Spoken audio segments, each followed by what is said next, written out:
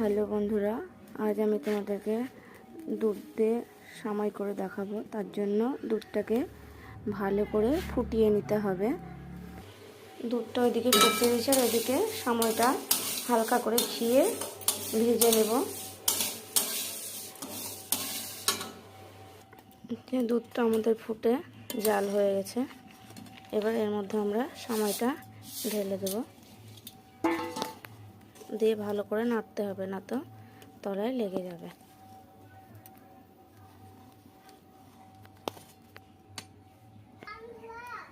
এই যে দেখতেই পাচ্ছ, সময়টা ফুটে গাঢ় হয়ে এসছে। এবার আমরা এর মধ্যে চিনি দিয়ে দেব পরিমাণ মতো।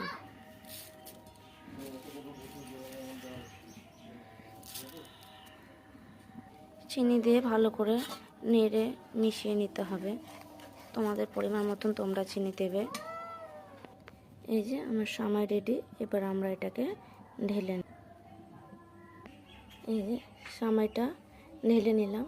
তোমাদের রেসিপিটা কেমন লাগলো অবশ্যই আমাকে কমেন্টে জানাবে। টাটা।